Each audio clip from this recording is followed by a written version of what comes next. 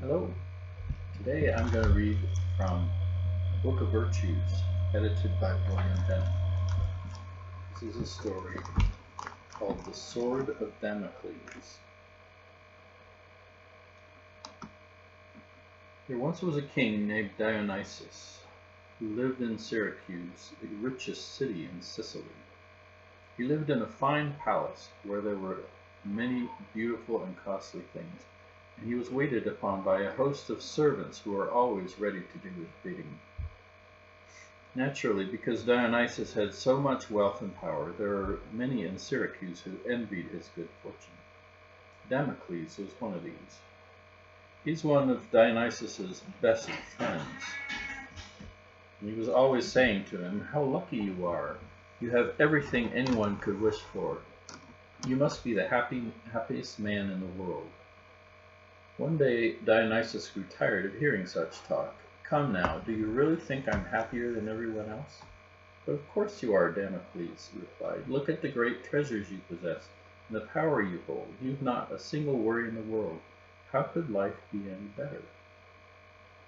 Said Dionysus. "Well, Damocles, perhaps you would like to change places with me," said Dionysus. "Oh, I would never dream of that," said Damocles. "But if I could only have your riches and your pleasures for one day, I should never want any greater happiness." "Very well, trade places with me for just one day, and you shall have them all." And so next day Damocles was led to the palace, and all the servants were instructed to treat him as their master. They dressed him in royal robes and placed on his head a crown of gold. He sat down at a table in the banquet hall, and rich foods were set before him. Nothing was wanting that could give him pleasure. There were costly wines and beautiful flowers and rare perfumes and delightful music. He rested himself among soft cushions and felt he was the happiest man in all the world. "Ah, this is the life," he sighed to Dionysus, who sat at the other end of the long table. "I've never enjoyed myself so much." As he raised his cup to his lips, he lifted his eyes toward the ceiling. What was that dangling above him, with its point almost touching his head? Damocles stiffened. His smile faded from his lips, and his face turned ashy pale.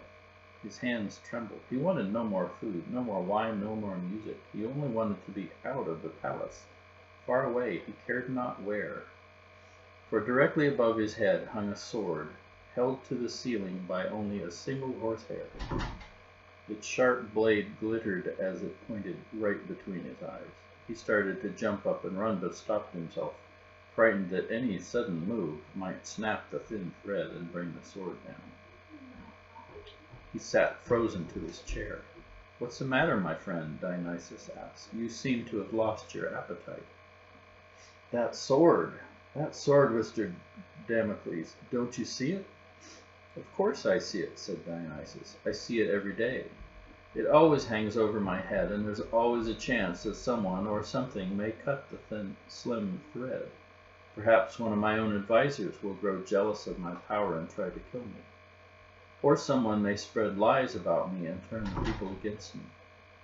It may be that a neighboring kingdom will send an army to seize this throne. Or I might make an unwise decision that will bring my downfall. If you want to be a leader, you must be willing to accept these risks. They come with the power, you see." "Yes, I do see," said Damocles. "I see now that I was mistaken, and that you have much to think about besides your riches and fame. Please take your place, and let me go back to my own house." As long as he lived, Damocles never again wanted to change places, even for a moment, with the king.